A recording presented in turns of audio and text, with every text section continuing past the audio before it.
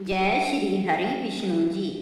भक्ति अमृत रस चैनल में आपका स्वागत है। आज हम सुनेंगे पावन वैशाख मास कथा अध्याय 20, जिसमें भगवान विष्णु जी की कृपा, धर्मदान और पुण्य के अद्भुत महत्व का वर्णन मिलता है।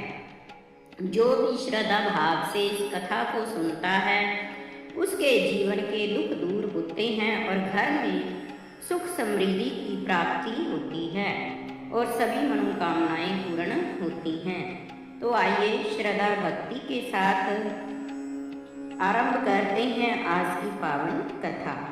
पूजा विधि। सुबह जल्दी उठकर स्नान करके साफ कपड़े पहने, पूजा स्थल साफ करके भगवान विष्णु और माता लक्ष्मी जी की प्रतिमा के सामने घी का दीपक, धूप, अगरबत्ती जलाएं। श्री हरि विष्णु जी को पीले फूल, फल, तुलसी दल अर्पित करें और ओम नमो भगवते वासुदेवाय मंत्र का जाप करें।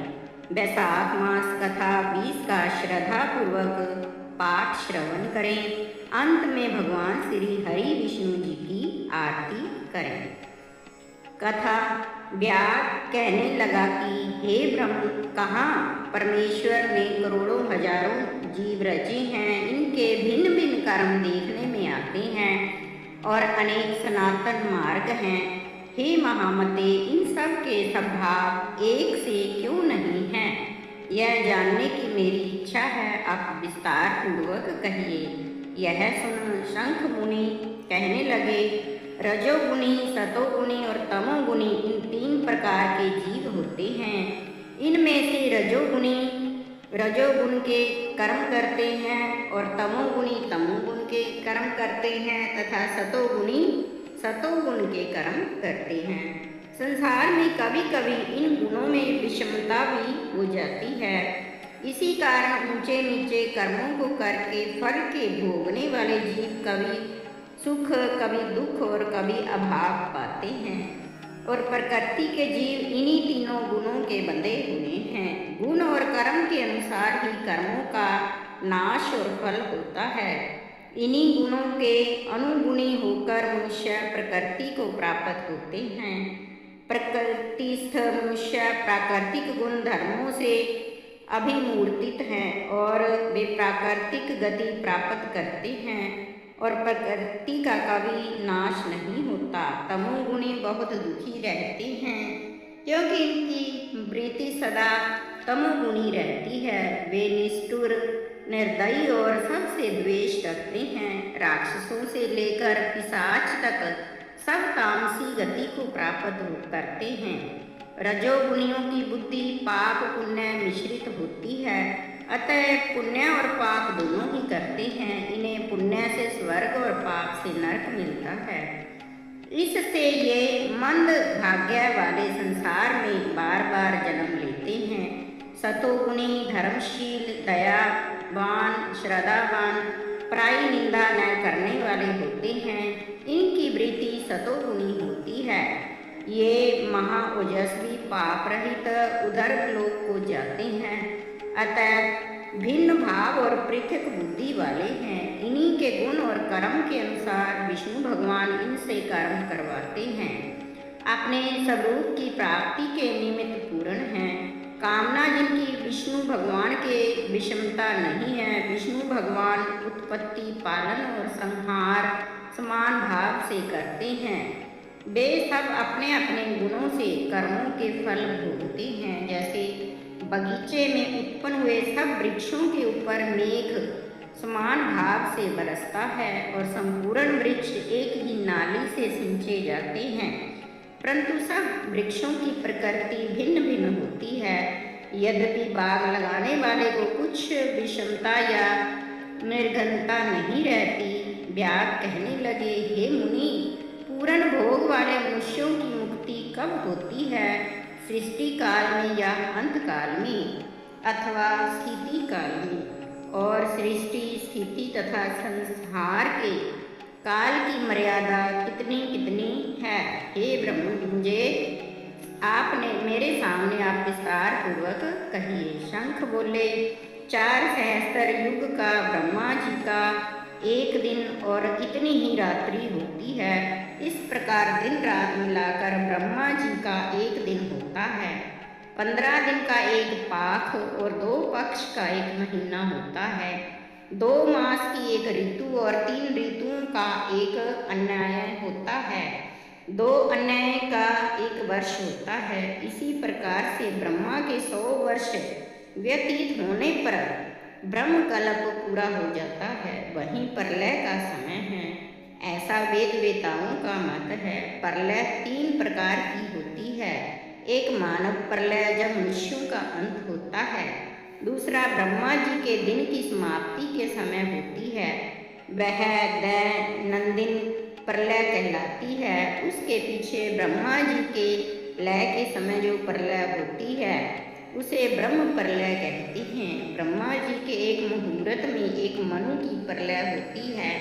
इसी तरह जब 14 मनु के प्रलय हो जाते हैं तब एक दैनंदिन प्रलय होती है।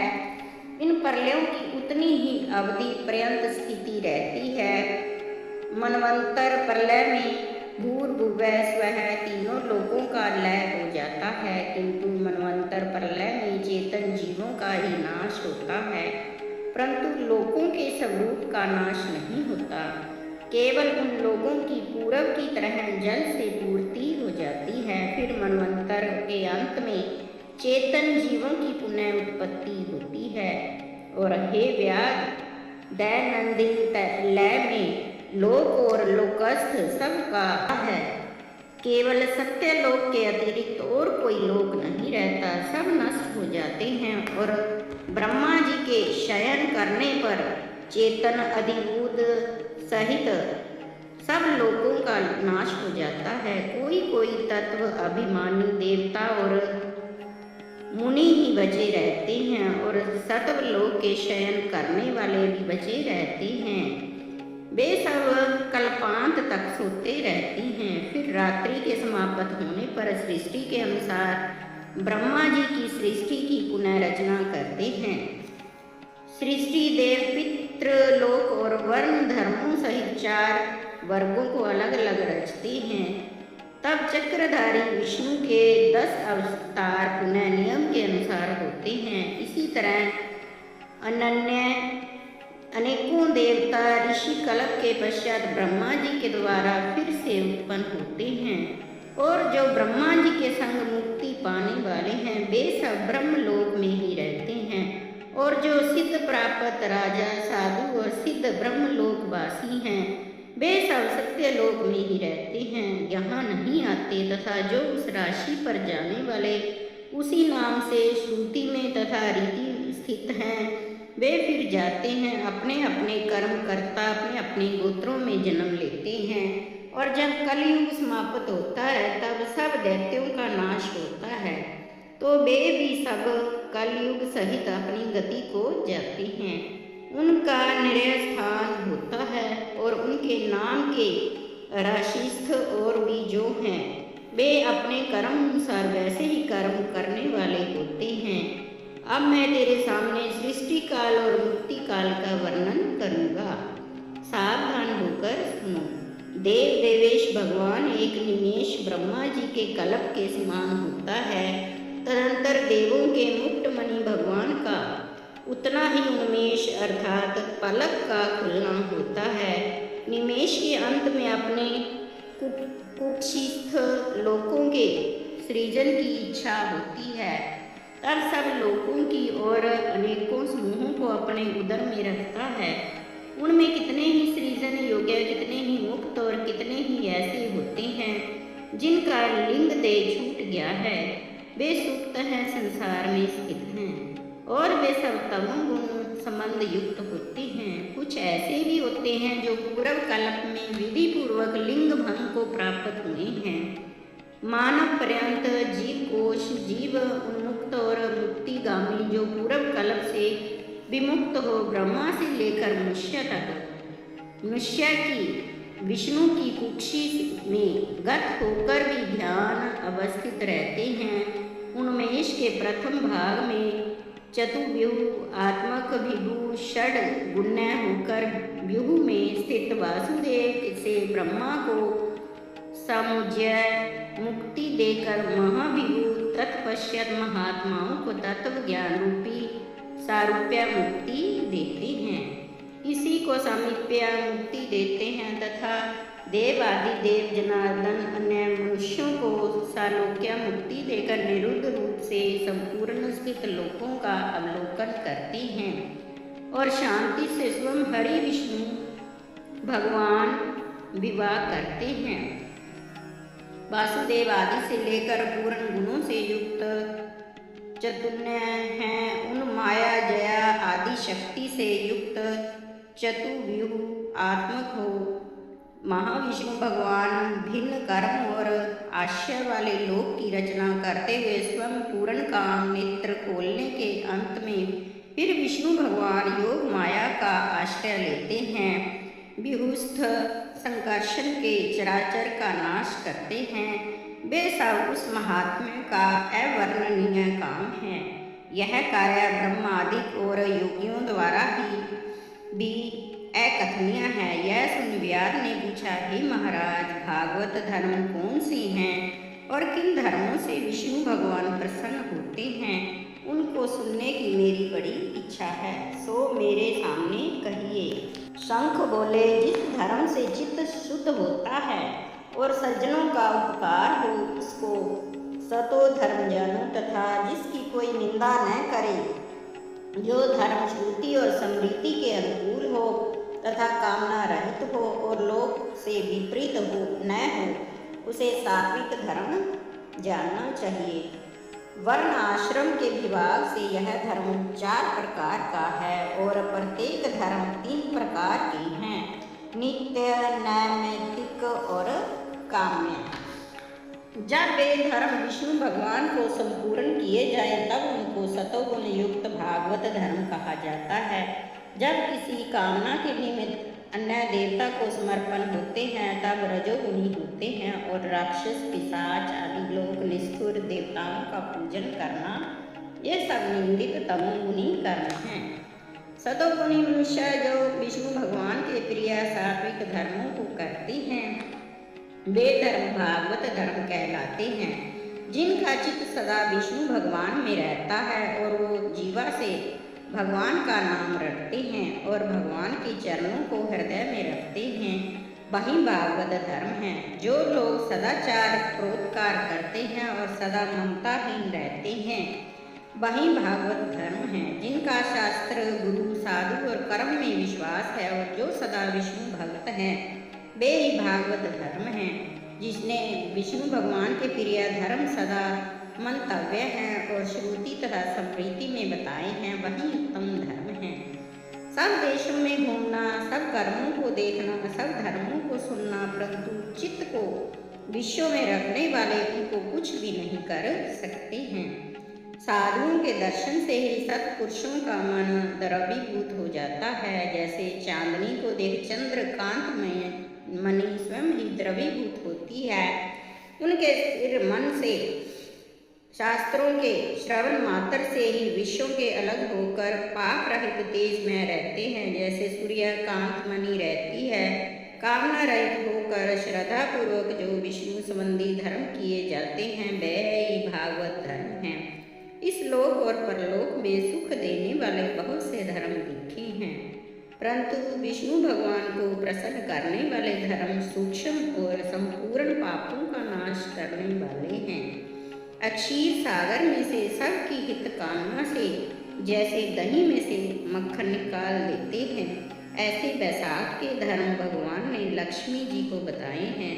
मार्ग में छाया करना, प्याऊ बनवाना, पंखा से हवा करना, सुपात्रों को दान करना, छतरी, जूता, कपूर और सुगंधित द्रव्यों का दान करना और धन पाकर बावड़ी, कुआं, सरोवर बनवाना, सायंकाल के समय शरबत और फूल दान करना, तांबुल दान करना और गौरस दान तो सब दानों से उत्तम है।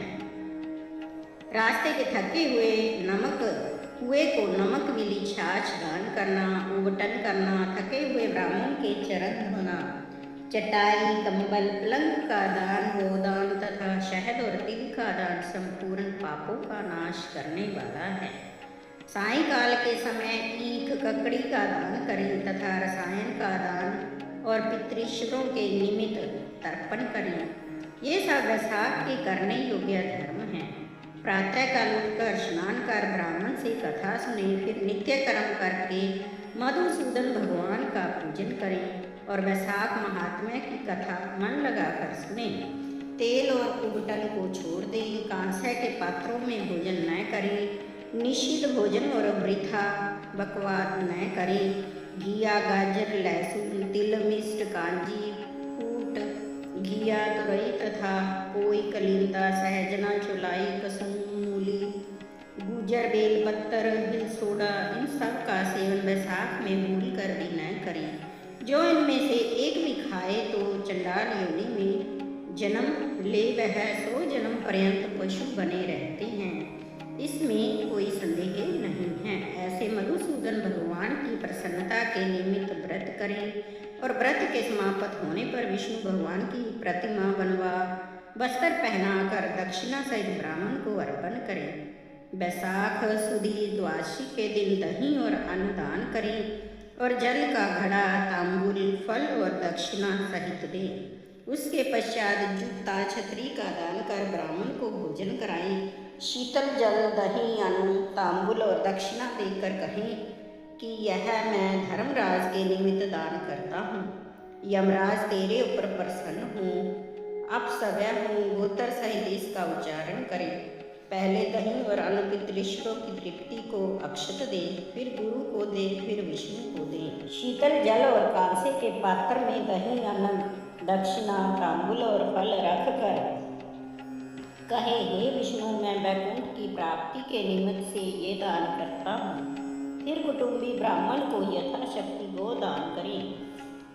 ऐसे संदर्भ को छोड़ सदा व्रत करे तो सब पापों से छूट अपने 100 कुल का भी उद्धार कर, सब कुल का उद्धार कर, सब प्राणियों के देखते देखते सूर्यमंडल का भेद कर, योगियों को भी दुर्लभ जो विष्णु का परम धाम है उसमें चला जाता है। जब व्यास के पूछने पर वैसाख के धर्मों की कथा श्रुतदेव जी कह रहे थे, तब ही सबके देखते देखते वह पंचशाखा वृक्ष पृथ्वी पर गिरता हुआ आया और उस वृक्ष की कोटर में से एक बड़ा भयंकर सर्प तत्काल पाप रूप देह का परित्याग कर हाथ जोड़ सिर झुकाए वहीं बैठ गया। जय श्री हरि विष्णु जी। तो भक्तों, अगर आपको यह वैसाख मास कथा अध्याय 20 पसंद आया हो तो वीडियो को लाइक करें, शेयर करें और हमारे चैनल भक्ति अमृत रस को सब्सक्राइब जरूर कर लें। कमेंट में जय श्री हरि विष्णु जी लिखें। भगवान श्री हरि विष्णु जी की और माता लक्ष्मी जी की कृपा सदा आप पर और आपके परिवार पर बनी रहे। जय श्री हरि विष्णु जी। जय माता लक्ष्मी।